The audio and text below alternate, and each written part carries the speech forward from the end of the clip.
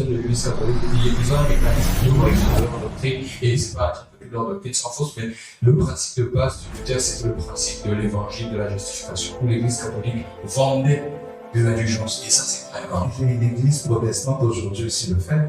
On le voit. Passons ça. Ok. Prenons l'ordre chronologique des éléments de la création, par exemple. Ok. Quand on dit que on crée les végétaux, Mhm. après, on crée le soleil après. On sait que les végétaux ont besoin de la lumière du soleil pour vivre. Ces végétaux-là, eux, vivaient comment? Il n'y avait pas de soleil. Je suis contraint un peu de faire ce que toi tu veux. Non, c'est pas vraiment contraint. Bon, si Jonas avait refusé, Mais son d'aller histoire ne est-ce qu'il serait serait même- sorti du poisson? Bien sûr que non. Donc, le terme, c'est pas c'est que regarde, il y a une réalité que tu dois oublier. Malgré que Dieu nous a donné le libre arbitre, Dieu est libre, on est libre, mais Dieu est plus libre que nous parce que c'est lui qui nous a créés. Il veut qu'on l'adore, il a besoin d'attention, il a besoin qu'on le craigne. Craignez-moi, sinon je vais vous punir. C'est du rançonnage, même.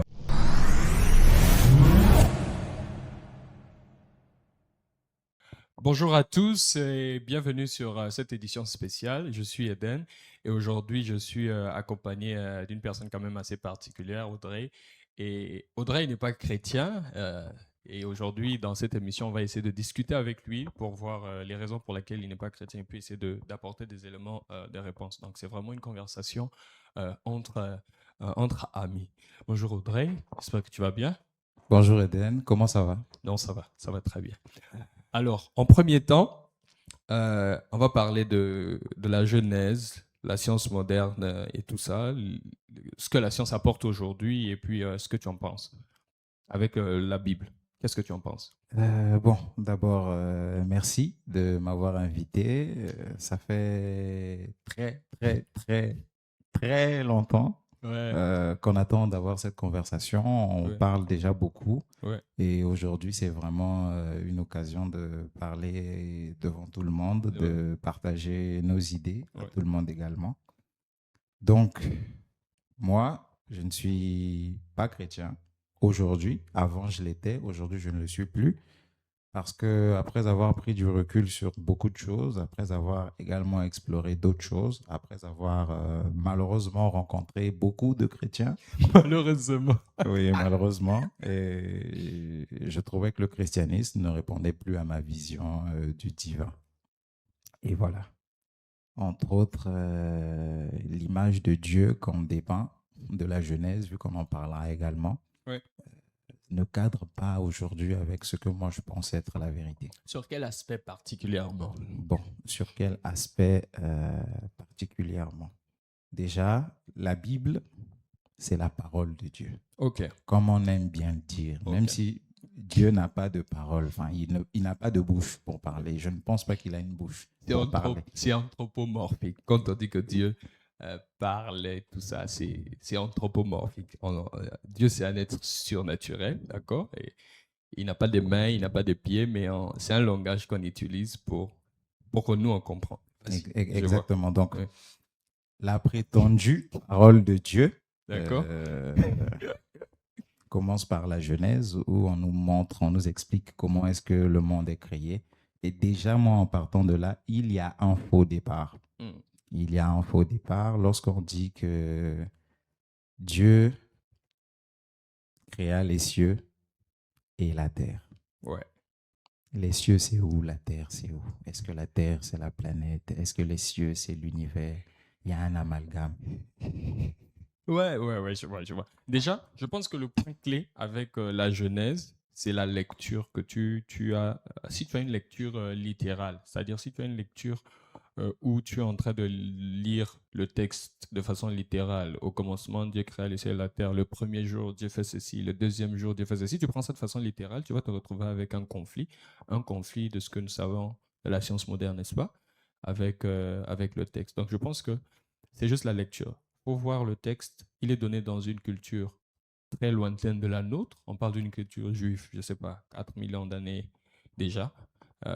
Et la culture a des symboles et des codes. Donc, quand on dit que c'est Moïse qui a écrit le texte, il parle. il parle dans un langage, c'est un langage hébraïque, c'est un symbolisme. Mais le point de départ, c'est quand on dit Dieu crée les cieux et la terre, ça rime déjà avec ce que nous connaissons de la science moderne. Ce que nous connaissons de la science moderne, c'est que l'univers a un commencement. Et la Bible nous dit qu'au commencement, Dieu a créé les cieux et la terre. Les cieux, c'est l'univers. On sait que la terre, c'est pas, c'est la planète. Donc, La Terre est dans l'univers. bien sûr. Donc, là, est-ce que... Bon, passons ça. Ok. Passons ça. Ok. Prenons l'ordre chronologique des éléments de la création, par exemple. Ok. Quand on dit que on crée les végétaux, Mhm. après, on crée le soleil après. On sait que les végétaux ont besoin de la lumière du soleil pour vivre. Ok. Ces végétaux-là, eux, vivaient comment? Il n'y avait pas de soleil. Après, c'est comme j'ai dit. Déjà, il ne faut pas oublier que la Bible n'est pas un récit scientifique. Ce n'est pas un texte scientifique. C'est pas un texte qui va satisfaire notre curiosité scientifique ou laboratoire, on va aller rechercher. Comme je l'ai dit au départ, c'est beaucoup plus un symbole. Vous avez l'idée de base là-bas qu'on peut tirer. Personnellement, ma lecture, après, ce n'est pas tous les chrétiens qui partagent mon point de vue. Moi, il ne faut pas jeter les deux. Il ne faut pas d'un côté mettre la Bible en antagonisme avec la science moderne, parce que la science moderne nous apprend des éléments qui sont intéressants. Mais la Bible aussi, je crois que c'est la parole de Dieu. Et quand je dis que c'est la parole de Dieu, il y a une idéologie derrière ça. L'idéologie derrière, c'est que c'est la révélation de Dieu. Dieu veut se faire connaître à nous. Et Dieu ne nous enseigne pas. Ce n'est pas un cours de science. C'est beaucoup plus une révélation. Donc, les végétaux qui sont créés après, c'est ça? Avant la lumière. Avant Déjà, la première création de Dieu là-bas, c'est la lumière. D'accord? Et on n'a pas de détails. C'est juste des éléments qu'on va trouver comme ça. La première création de Dieu que je sais dans la Genèse, c'est la lumière. Ce qui m'intéresse, c'est que je vois que Dieu crée la lumière avant qu'il ait créé une source de lumière, avant qu'il ait créé le soleil et tout ça. Oui, Donc, mais c'est-à-dire que c'est quelque chose qu'on ne peut pas calquer sur sur la réalité des choses. Parce que je me dis, si tu dis que, oui, au commencement, Dieu créa la lumière, il veut que la lumière, mais la lumière, il l'appelle jour après. Donc, est-ce que c'est de la lumière du soleil dont on parle? Le soleil, c'est un astre. Et ça renforce encore plus l'idée géocentrique que c'est la Terre qui est justement... non, pas du tout, pas du tout. Ben, pas bien du sûr que si, puisqu'on crée même la Terre avant le soleil. tout. Pas du tout, pas du Ben, tout. on a créé la Terre avant le soleil. Ouais. C'est une lecture littérale qui va te donner cette impression. Pas du tout. Pourquoi? Au commencement, Dieu crée les cieux et la terre. Entre Genèse 1.1 et Genèse 1.2 déjà, je peux voir, c'est-à-dire entre ces deux périodes-là, ce n'est pas vraiment une description chronologique des événements. C'est un mythe. Mythe, à nouveau, c'est trop dit mythe. Mythe, c'est dans le sens, c'est pas un mythe. Je ne veux pas utiliser le terme mythe, mais je veux parler plutôt d'un symbolisme. D'accord? Personne ne sait exactement comment ça s'est passé au départ et exactement le process. Tout ce que nous savons de la science moderne, il y a de l'évolution, il y a le Big Bang, et puis j'ai lu récemment des recherches qui montraient que non, il y a le fungus, je crois que c'est une cellule, un truc comme ça, tout est développé à partir de ça. C'est ce que nous savons de la science. Mais quand nous venons du côté de la Bible, je pense que l'une des choses qui va te permettre à passer ce côté-là, ce n'est pas de t'attendre trop du message de la Bible. Il faut plutôt voir le message de la Bible dans son ensemble de façon cohérente. C'est comme avec ce détail du soleil qui vient après. Genèse 1.1, ce n'est pas un texte de biologie ni un texte scientifique. C'est beaucoup plus un symbolisme.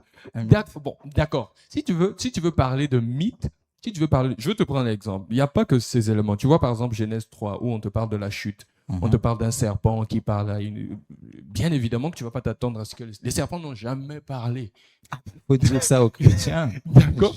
D'accord. Le serpent n'a jamais parlé. C'est beaucoup plus une représentation. Ce sont des textes qu'il faut interpréter. Dans Ève aussi, c'est symbolique. Non, je pense pas. C'est-à-dire, dans le récit, tu as des éléments symboliques. Tu as vraiment un mélange. Tu as des éléments symboliques, tu as des éléments qui sont factuel. L'élément factuel là-bas, c'est quoi? L'élément factuel, ce n'est pas... Il se peut que Adam et Ève, par exemple, n'étaient pas appelés Adam et Ève. Je ne sais pas. Tout ce qu'on tire de façon factuelle, c'est qu'on a deux êtres humains et Dieu les a créés. D'accord? Et comment... Moi, je fais le pont. Ma lecture de ça avec le pont de ce que nous savons de la science moderne, nous savons qu'à un moment, nous, les humains, nous avons apparu sur Terre. à un moment de l'évolution. Nous, les humains, nous avons apparu sur Terre. Et l'élément qui est intéressant, c'est que dans le processus de l'évolution, on nous décrit juste comment la vie est arrivée. Moi, je pense beaucoup plus que au moment où nous, les humains, nous avons commencé à apparaître sur Terre, que ce soit les Homo sapiens, forcément les premiers humains. Et les premiers humains, ils étaient humains. Ils ont apparu dans le processus d'évolution. Il ne faut pas s'attendre à ce que la Bible te dise que Adam était peut-être un Homo sapiens ou il était peut-être je ne sais pas, des termes comme ça. Il ne faut pas peut-être t'attendre à ça. L'enseignement général que je tire de là, c'est que 1. L'univers a un commencement. 2. Dieu a créé la vie. Dieu est le créateur de la vie, ce n'est pas un processus hasardeux. Et 3, l'élément que je peux rentrer, ça je vais en profondeur dans l'enseignement, c'est qu'il y a une réalité qu'on appelle la chute de la moralité où l'homme a commis un péché. Ça, c'est très religieux, d'accord? Ça, c'est pas, tu ne peux pas prouver ça scientifiquement, c'est vraiment... Donc, c'est un mythe. Ça dépend de ce que si on symbolise le récit de la création, ça veut dire qu'on se prête à de l'allégorie pour faire passer un message. C'est la définition même de la mythologie. Se prêter à des allégories pour communiquer un message. C'est la définition de l'allégorie. Donc, si on est d'accord que la définition de l'allégorie, c'est ça, on peut se mettre d'accord sur le fait que la jeunesse aussi, c'est de la mythologie. De la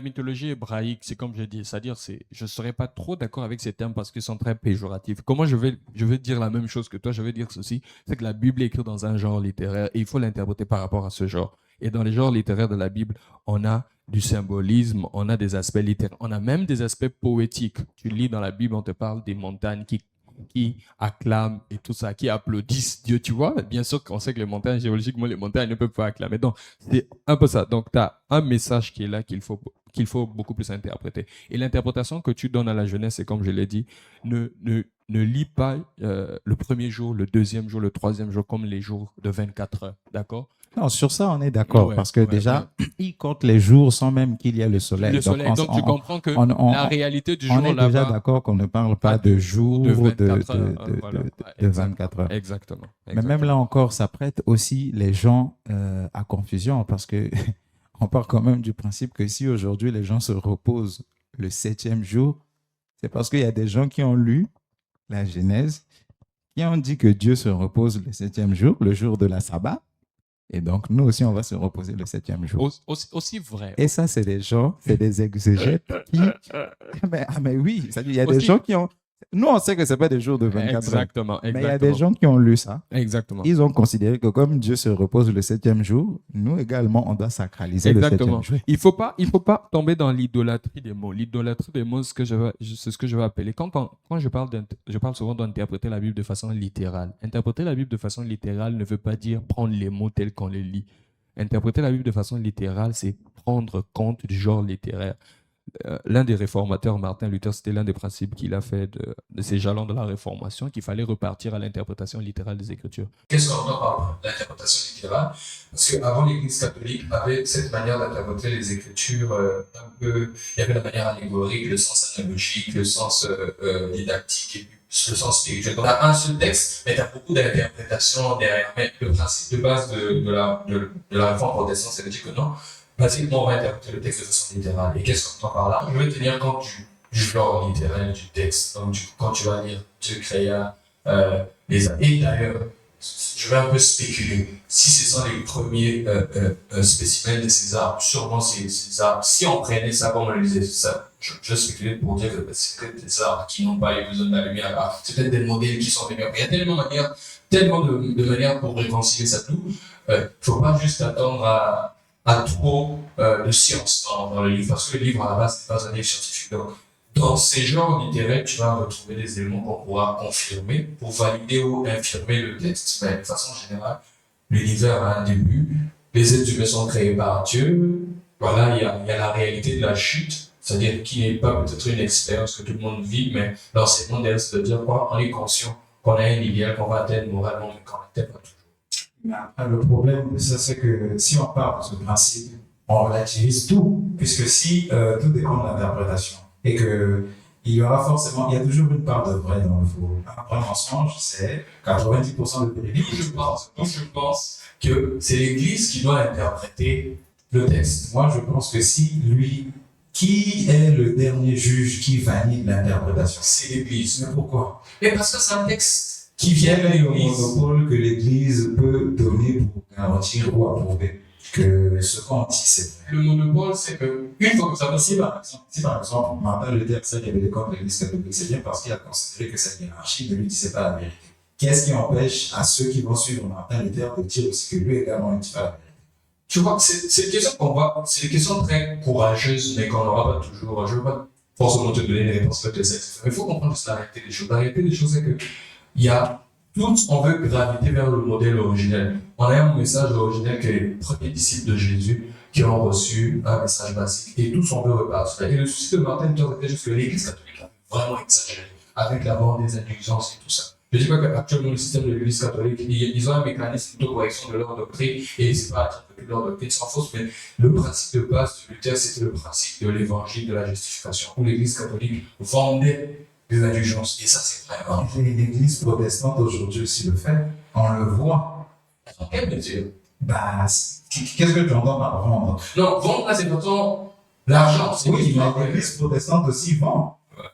On voit, il y a 4 journées sur les réseaux sociaux. Je passe 10 minutes sur les réseaux sociaux, je tombe sur 100 pasteurs qui vendent. Ça bénédiction En à 1 million. voyant ça, tu sais juste que c'est. Mais après, on accuse. Là, on fait un jeu de ping-pong. là. La vérité est rare. On va dire la vérité est rare. Ça veut dire qu'on fera le ping-pong, puisque lui, il accuse les autres de vendre. Il crée un courant où on vend également. Martin Luther n'a pas créé le système de l'évangile de la le prospérité. Ouais, le protestantisme, c'est pas beaucoup de trucs. Après, ça c'est redéfini. Mais sur la base, je pense à protester juste contre le fait que le principe de l'évangile en est justifié devant Dieu. Sur le mérite qui a de créé le Christ. désordre. Moi, je considère que c'est lui qui a ramené le désordre. Ça dépend. Il n'était pas parfait. Il n'était pas parfait. Quand l'Église catholique était là, ce n'était pas possible de trouver un prêtre qui n'est pas validé par une hiérarchie, donc on peut attester la véracité. Aujourd'hui, tout le monde peut devenir protestant sans aucune garantie. Tu s'en retrouves. Ce désordre n'est pas dans tous les courants du protestantisme. C'est beaucoup. Il y a des courants. Ouais. Ça veut dire qu'il y a des gens qui se sont encore rebellés dans la rébellion. Révéler, c'est Vous protestez contre tout. Le rébeller, c'est contre vous-même, vous protestez. pas du tout. Révéler, c'est trop dit. Là où on retrouve beaucoup plus ce désordre, c'est dans le courant que moi j'appartiens, le courant qu'on appelle souvent le mouvement pentecôtiste charismatique. Où ça aussi, on pourra en faire une autre discussion, on pourra revoir l'historique de ça, mais basiquement, et ça on peut le remonter, l'Église a connu trois schistes de façon basique. Tu as l'Église orthodoxe qui va se séparer des catholiques. Et c'est pas sur des grands, c'est beaucoup plus sur des questions doctrinales. Et le Christ nous amène à des niveaux où, propositionnellement, c'est-à-dire sur les doctrines qu'on donne, on s'entend pas, mais on peut toujours marcher dans la montre. Tu vas voir la notion d'écuménisme et tout ça. C'est n'importe quoi, déjà, cette notion-là. Mais comment est-ce qu'on peut considérer que tout le monde a raison? Non, c'est pas que tout le monde a raison. Il y a des éléments de base qui nous unissent. Aussi vrai qu'il y a la diversité dans les christianisme, il y a des éléments de base qui nous unissent. Et si tu le veux, regarde juste la confession des apôtres. La confession des apôtres, c'est, moi j'ai toujours dit ça, tout chrétien responsable qui nie un seul élément de la confession des apôtres, le symbole des apôtres, je pense en Dieu, le créateur du ciel et de la terre, Jésus-Christ, pense qu'il a l'église. C'est vraiment des éléments de base. Et sur ça, on construit. D'accord? C'est vraiment un système qui est vaste, la vérité est diverse. On ne peut pas tous avoir peut-être le même point de vue sur est-ce que la femme peut prêcher ou pas, est-ce qu'on peut la dire ou pas, mais sur l'identité de Jésus, par exemple, est-ce que Jésus est Dieu ou pas? C'est très définitif. Donc, il y a des éléments. Jésus, bon. On va parler de l'image de Dieu dans la Bible. Cool. Le Dieu que la Bible décrit. Pour moi, ça ne peut pas être la réalité des faits, parce que le Dieu de la Bible, c'est un Dieu qui boude, qui se plaint. Bah oui, il se plaint. Il dit que, voilà, vous ne me payez plus la dîme, vos grands-pères me payaient la dîme, voilà, vous ne me payez plus la dîme. Il se plaint, il veut qu'on l'adore, il a besoin d'attention, il a besoin qu'on le craigne.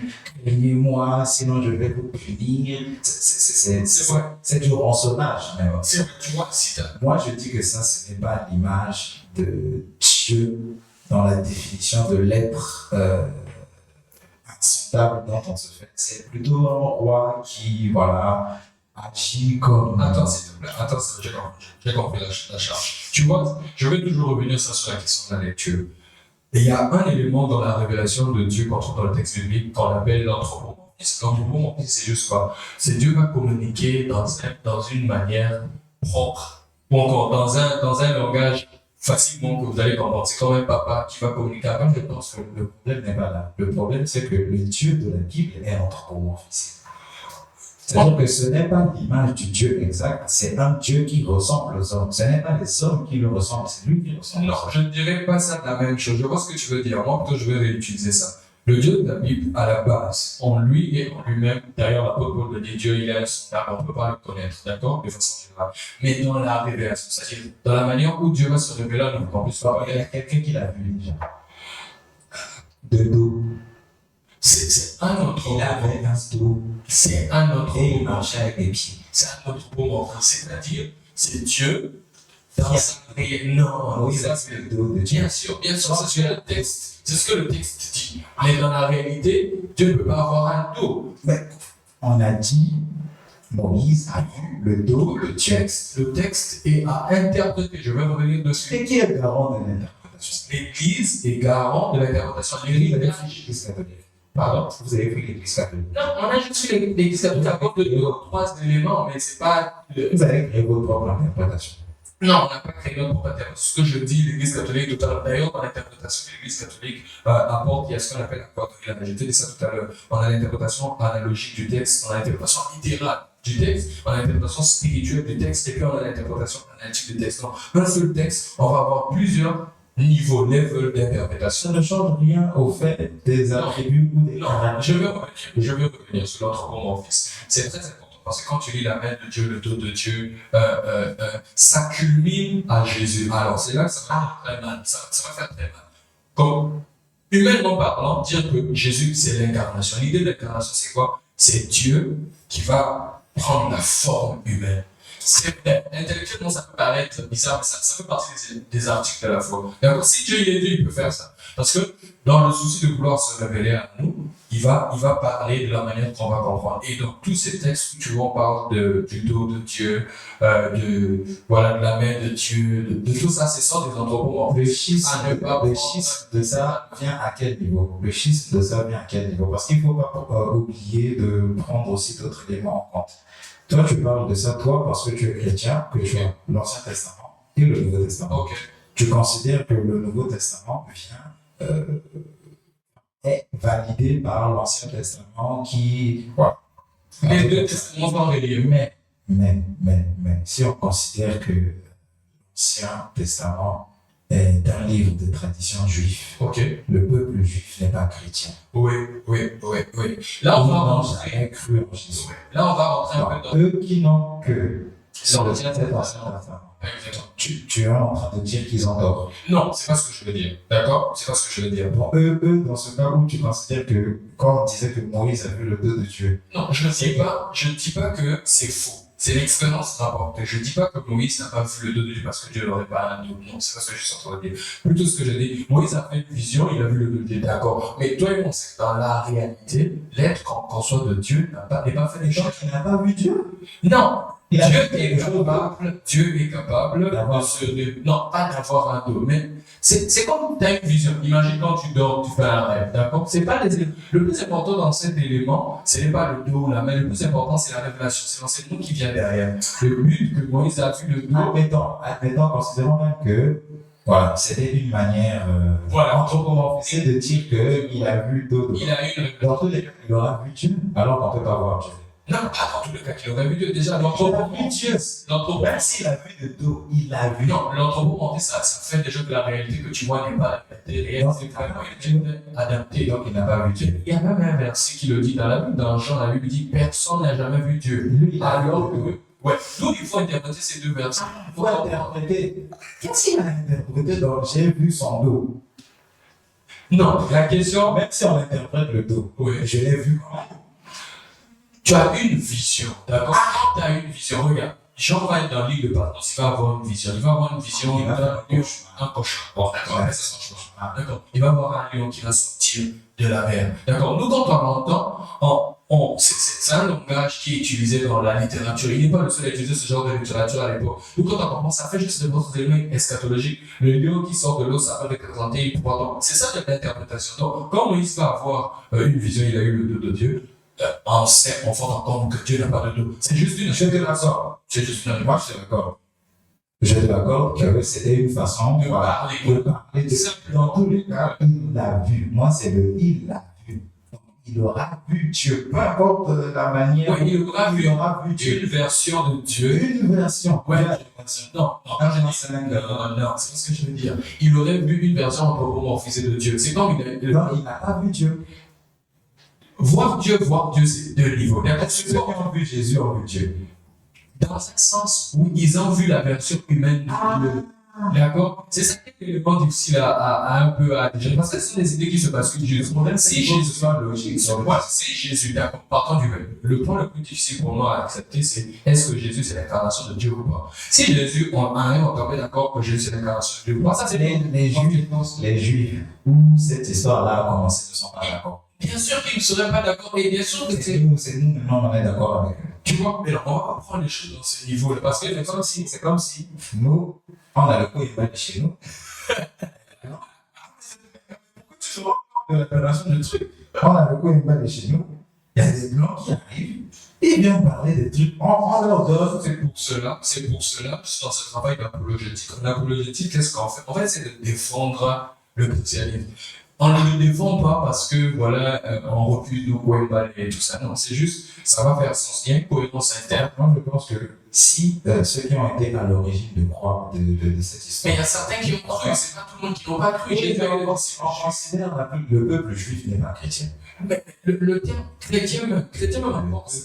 Bien sûr, le peuple juif, mais les disciples de Jésus étaient juifs. L'église au premier siècle, c'était des juifs, c'était une minorité. Les Congolais sont par exemple chrétiens. On sait que la majorité des Congolais sont chrétiens. D'accord. Donc on va dire que les Congolais sont chrétiens. D'accord. Le peuple juif, lui, n'est pas chrétien. Mais où est le problème? Jésus n'est pas de la descendance de David. Bien sûr, Jésus est fils de David par adoption. Par adoption. Et donc, de ce fait, ça fait que les Juifs aujourd'hui ne considèrent pas que c'est lui le sauveur. Et donc, les Juifs n'ont pas adopté le christianisme. Déjà, même depuis les évangiles, tu comprends la tension qu'il existe entre Jésus et les Juifs. Le problème avec les Juifs de Jésus, c'est quoi? Jésus a été perçu comme un imposteur. Pourquoi? Oui, parce que c'est même pas le fils du Père qu'il prétend. Parce que ses enseignements, parce que ses enseignements étaient un débat radical du pharisianisme qui était installé à l'époque. Qui, à la base, n'est pas un effet. C'est comme quoi? C'est comme une version corrompue du judaïsme de base.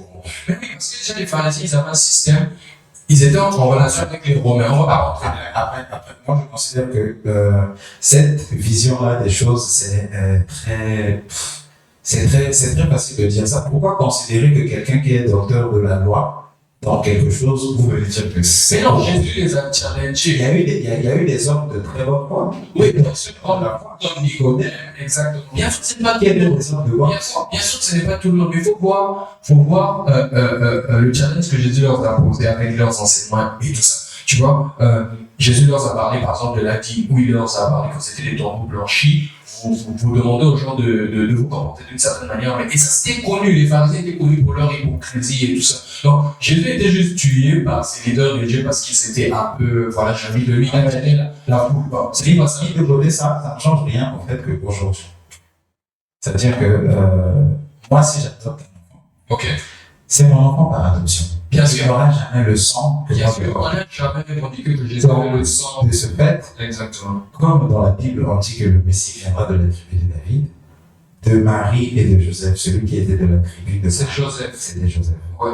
Jésus est né des entrailles de Marie. Elle a le sang de... Il y a un élément que tu vois pas. Il y a un élément que tu vois pas. C'est que le Jésus, déjà, l'incarnation, c'est déjà un miracle. Bon, on va l'appeler comme ça. Oui, bon. Un enfant qui a le Père. Voilà, exactement. Et je suis sûr que les Juifs n'ont jamais cru à ça. Ben, bien sûr. Qui va croire que Dieu a juste une fille? L'idée, c'était pas ça. Non, l'idée, c'était pas ça. L'Esprit de Dieu est venu la couvrir dans son sommeil. Ça, il n'a rien de viol. Non, c'est pas écrit dans son sommeil, t'exagères. C'est pas ça. Elle était éveillée. En fait, c'est pas écrit. dormait. Non, c'est pas écrit écrit un exactement. dormait. Non, ça c'est Dormait. Non, c'est pas ça.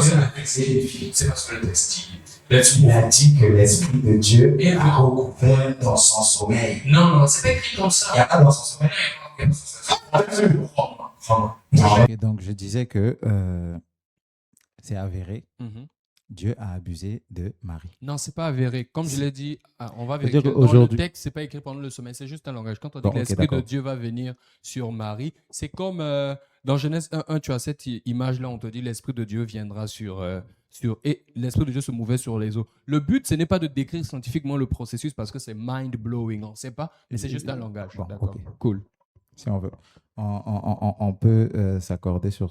On s'accorde pas, mais bon, je te conseille... On est d'accord Après, d'être en désaccord par- sur ce point. on est d'accord de ne pas être d'accord. D'accord sur ce point, Ok, d'accord. d'accord. super. Je pars du principe que Dieu, pouvant tout, il est aussi capable de violer. Donc, Non, no way. Dieu peut tuer. No way. Dieu peut tuer. Faire tuer, à l'occurrence, parce qu'il nous envoie nous tuer des gens. pour lui. J'aimerais bien qu'on définisse sur l'omnipotence. Il y a une chose en logique qui est très importante, et ça, tout notre raisonnement doit être logique.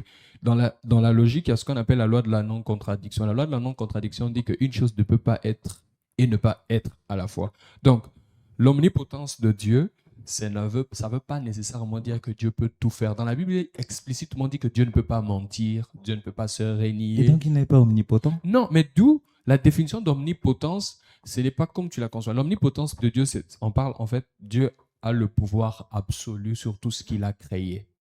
Et c'est le pouvoir, tout simplement. C'est pas le... Parce que dans le terme, je rentre dans la peau du bête que je suis. Ok, Omnipotence. tout, ok, Peu.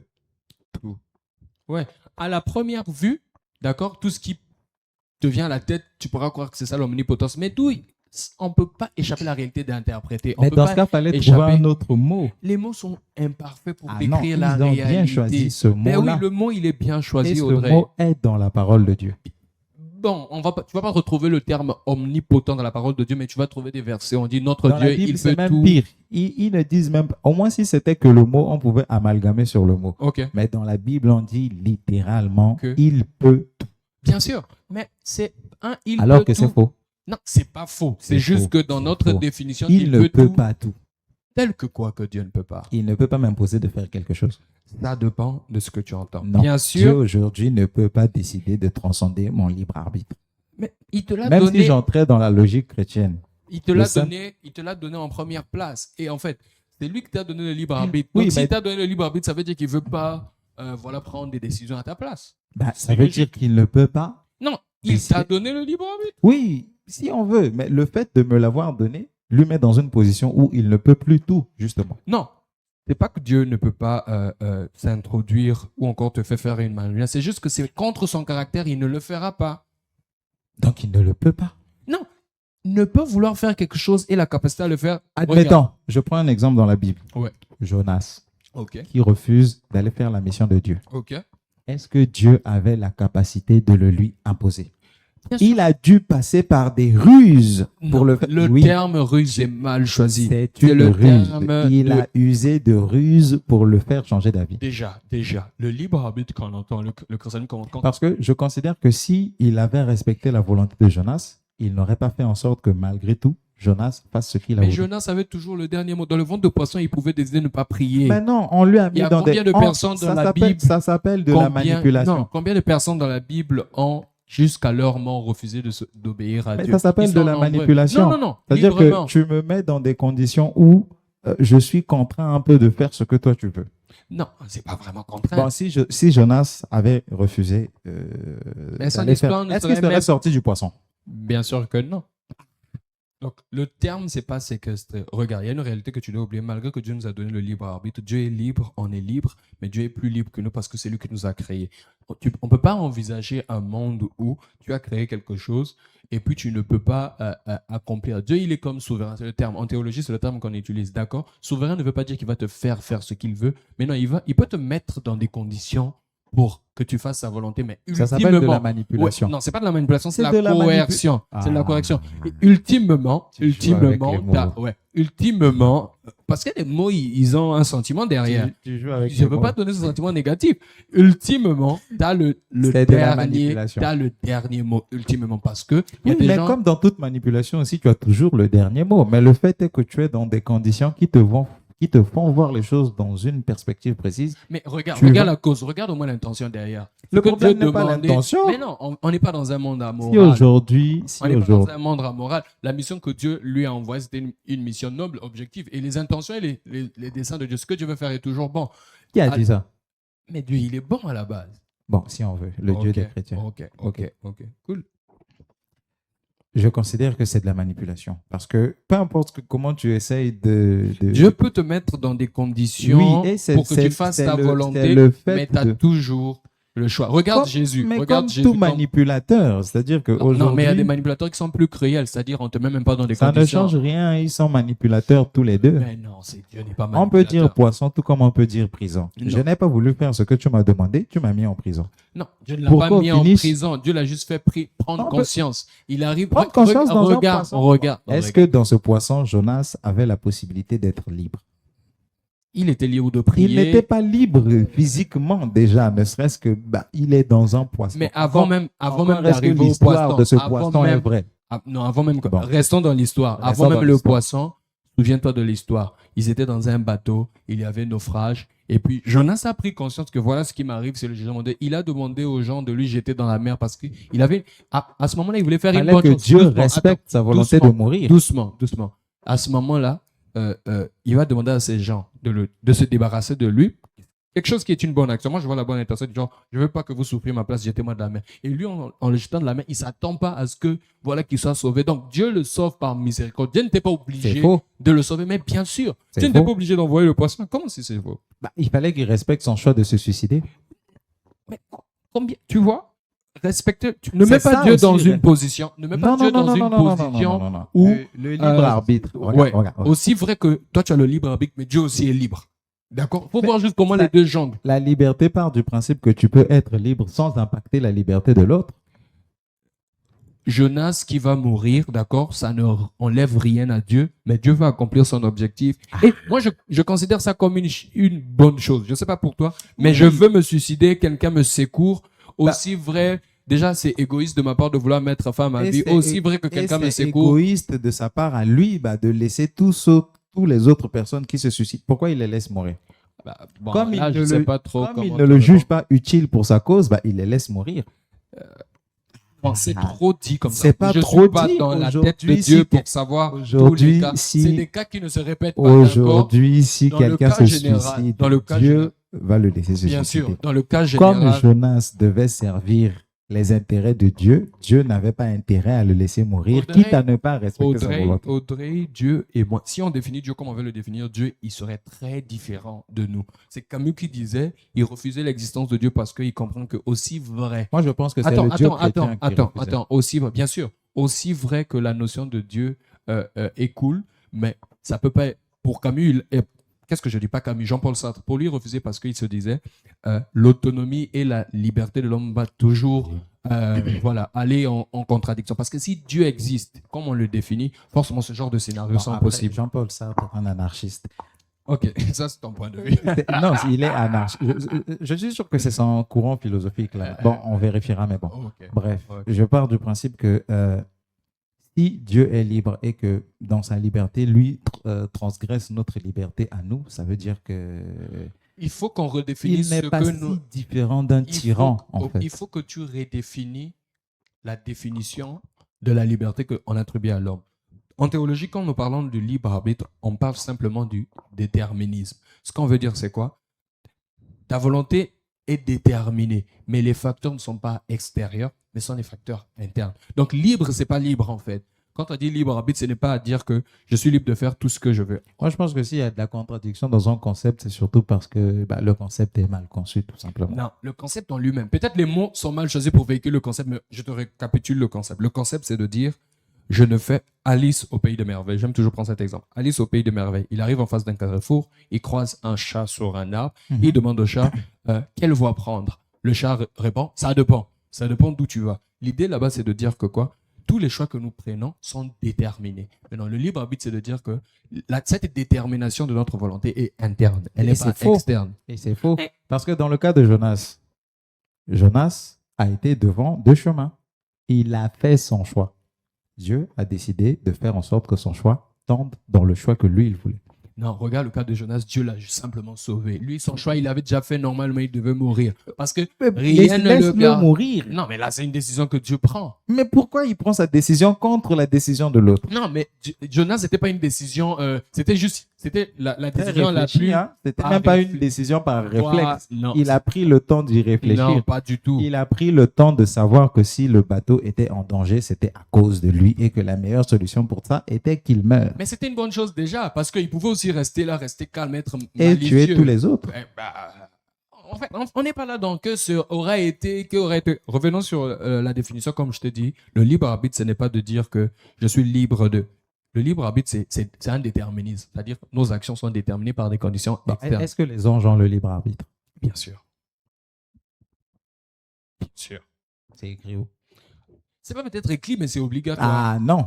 Non, en fait, en théologie, il y a beaucoup de choses qu'on entre de cette définition, tu vas le trouver nulle part, mais ce sont des déductions. On arrive à la vérité pas seulement en lisant des propositions écrites dans la Bible, mais on déduit en fonction de ce qui Après, est parce que écrit. là, ça veut dire qu'on part dans l'interprétation. C'est-à-dire qu'il y a une définition. Dieu a Ce donné... que nous entendons par libre arbitre, c'est un déterminisme. C'est-à-dire que nos choix ne sont pas aléatoires.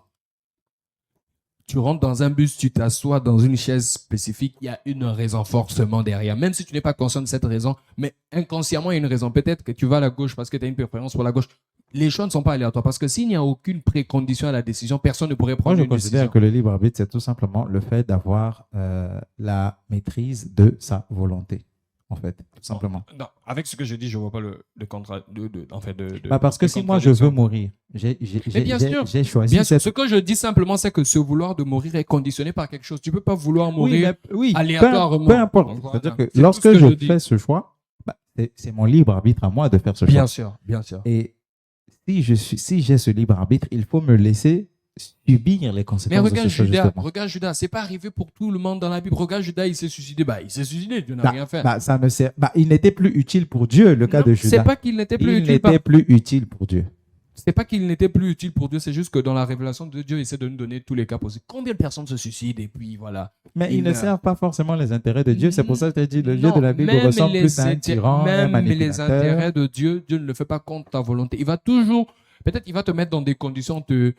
Bon, ce que toi tu appelles la manipulation, Mais moi je c'est ça, l'appelle... la C'est manipulation. trop dit la Tu manipulation. essayes de mieller le mot, Je ne mais c'est mielle la... pas le mot parce que je décris juste la réalité. Ce n'est pas de la toi, tu manipulation. troubles les consciences. La- Parce que tu veux utiliser des mots qui enlèvent une charge sémantique. Non, C'est de la pas du tout. manipulation. On parle de manipulation lorsque l'intention derrière Bon, est voilà. mauvaise. À C'est ce faux. moment-là, Pas du tout. une bonne... Bon, donc, il y a la bonne manipulation existe. Ça change rien au fait que c'est de la manipulation. Dieu Donc, est un la- manipulateur. Un bon manipulateur.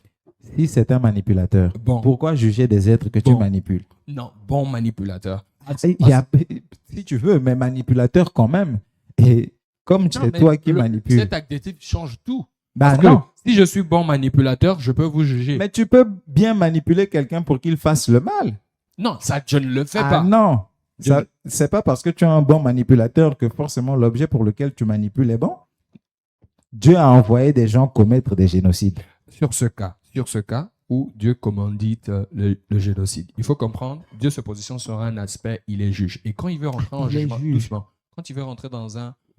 Pourquoi ne pas attendre leur mort naturelle pour les juger au ciel Non, mais là-bas? attends, Dieu, il ne faut pas que tu prives Dieu Je du ne fait le- qu'il soit créateur. Je ne le prive Juste, pas. juste du fait il est notre... Je Attends, trouve juste le curieux, fait qu'il je soit trouve créateur, il a beaucoup de prérogatives sur nous. Déjà, c'est une bonne chose qu'il nous ait donné le libre arbitre. Je trouve- Il pouvait nous créer je- comme des marionnettes, Je trouve d'accord? curieux ce Dieu qui choisit un peuple qui n'a pas de terre et qui, il envoie ses enfants, comme il dit, son peuple qui n'a pas de terre. Lui qui peut tout, il n'a pas pu les créer une terre. Il est Non, obligé pas de du les tout, envoyer pas du commettre tout. des Dieu génocides est un être pour plus chasser les complexe gens que qui nous. sont chez eux. Dieu est un être plus complexe que nous. Dans une même Il est action. complexe en quoi? Son peuple n'a Attends. pas de terre, il envoie ses Attends. enfants aller tuer les enfants des autres. Attends, Sur une terre qui ne les appartient pas. attends.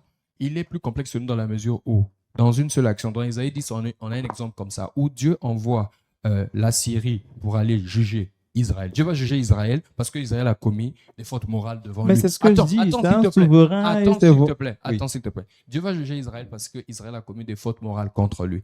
Et comment il va juger Israël? Il est libre de le faire. Il peut les juger directement ou il peut les juger Ce n'est indirectement. pas possible de faire quelque chose contre Dieu. Doucement d'abord. Attends que je finisse mon propos. Ok. Il est possible de les juger directement ou il peut les juger indirectement. Dans ce cas précis, il décide de les juger indirectement. Et qui il utilise? Il utilise Assyrie. Donc il va prendre une armée qui va envahir Israël.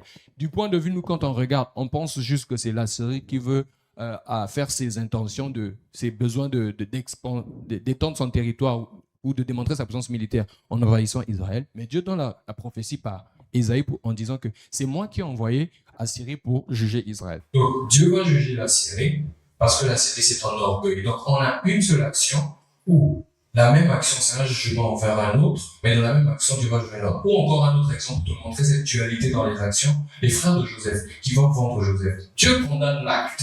Mais en même temps, Joseph va leur faire comprendre que cet acte est arrivé parce que Dieu voulait sauver. Si Joseph n'allait pas en Égypte, le fils allait mourir de faim. C'est juste que on a une perspective. Dieu a une liberté de concept. Je te mets dans une situation. Les mêmes actions pour les mêmes intentions. Non, c'est pas les mêmes Non, intentions. je te mets dans son cas. Ok. Les mêmes actions pour les mêmes intentions. Mais c'est le diable qui l'a fait. On appelle ça de la manipulation ou. Oh, ça peut être la manipulation. Donc, quand c'est quelqu'un d'autre qui fait exactement les mêmes choses avec exactement les mêmes intentions, c'est de la manipulation. Quand c'est Dieu, c'est son jugement. Non, mais le cas, attends, s'il te plaît. Dieu n'a que des bonnes intentions. Et deux fois, les intentions de Dieu ne vont pas forcément. Les intentions de Dieu ne te servent pas. Cette conception de Dieu, après. C'est la conception de Dieu que nous avons, tu vois. C'est cette conception de Dieu. Donc, Dieu, il ne travaille que pour le bien. Tout ce que Dieu fait, c'est bien. D'accord? Dans la définition de Dieu. Dieu des chrétiens, j'en doute. Bien sûr. Dans la définition de Je ne vois pas ce que ça peut avoir de bien un génocide. force. C'est comme on dit, le bien ici, c'est l'accomplissement de la justice divine. Ce peuple, il méritait ça parce qu'ils ont vécu d'une manière qui ne glorifie pas Dieu. On parle de Dieu ici. On parle pas d'un temps structurel. Ok. On parle de Dieu. Bon, donc, si ce peuple-là aussi vient avec son Dieu, il les a aussi envoyés ou Mais massacrés. que le plus fort gagne. Que le plus fort gagne. Donc, il n'y a plus de morale. Bien sûr qu'il y a la morale. Et il faut qu'il y ait la morale. Pourquoi? Parce que tous on parle de la base qu'on a un Dieu qui serait garant de la morale. Et moi, en tant que chrétien, je te présente cette vision de Dieu, que le Dieu chrétien, celui qui a fait le monde, c'est lui qui est le garant de la morale. Et en tant que garant, n'est pas moral. bien sûr qu'il est moral. Si Dieu va punir le mensonge, il va punir l'adultère, il va demander à ce que vous vivez d'une manière, la moralité chrétienne sans demander, c'est parmi les moralités. C'est parmi les moralités, c'est bon. Bon, on a dit. C'est l'idée des méandres de ce que les chrétiens ont connu par de l'histoire. On ne va pas rappeler ça. On ne va pas citer les mains coupées, on ne va pas parler des catacombes, des sœurs. Il y a confusion, il y a On ne confusion. parlera pas de votre. Un protestant, c'est Martin Luther King et de ses tromperies. On n'en parlera pas. Il faut dissocier le chrétien. Je considère que ceux qui sont chrétiens sont eux qui nous. Tous les chrétiens ne sont pas parfaits, d'accord? Tous les chrétiens ne sont pas parfaits. Et on est fiers. Non. L'image de Dieu, on est aussi vrai qu'on veut représenter. Et ça, c'est l'image de votre Dieu, s'il te plaît. C'est le champ de bataille. C'est le champ de bataille que nous avons. En tant que chrétien, chaque chrétien sait qu'il est appelé à vivre de la manière la plus digne que cela soit. Ça ne garantit pas que tous les chrétiens ne feront jamais des erreurs. Tout le monde fait, ce ne sont pas les seuls, bien sûr, d'accord? Tout le monde fait les erreurs. Moi, je vais atterrir en disant ceci. Que je pense que le christianisme est plus raisonnable dans la mesure où si Dieu existe, il doit être omnipotent, il doit être souverain. Avec encore là, comment on définit ces termes dans le christianisme, et l'homme est libre, et la base de la moralité, c'est-à-dire la base de la moralité, qu'on peut dire que ça c'est bien, ça c'est la vérité absolue doit exister. Et cette vérité absolue, c'est Dieu qui la décide, et non sa vie simplement. Moi, je vais atterrir en disant que si aujourd'hui il faut qu'on fasse le bilan du christianisme sur toute l'histoire depuis qu'il est né jusqu'à maintenant, je compte des meurtres, des génocides, quoi d'autre?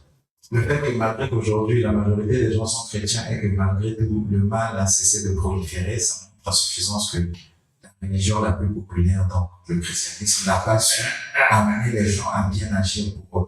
Pour Ça, terminer sur ça, on a cette espérance que Dieu va éradiquer le mal. Voilà, d'accord? On est dans ce chemin-là. Dieu va éradiquer. On n'est pas sûr si Dieu ne va jamais éradiquer le mal. On ne peut pas garantir. Tu ne pourras jamais savoir si Dieu va jamais éradiquer le mal. mais le vrai Dieu, pas celui des bêtes. Je vous remercie pour avoir suivi cette émission. C'était un plaisir de passer ce temps avec Audrey. Et j'aimerais vraiment vous encourager, si vous avez suivi cette discussion, de vous abonner à la page, de liker, surtout de partager et de commenter aussi. Dites-nous ce que vous en pensez dans les commentaires et je vous retrouve dans la prochaine édition.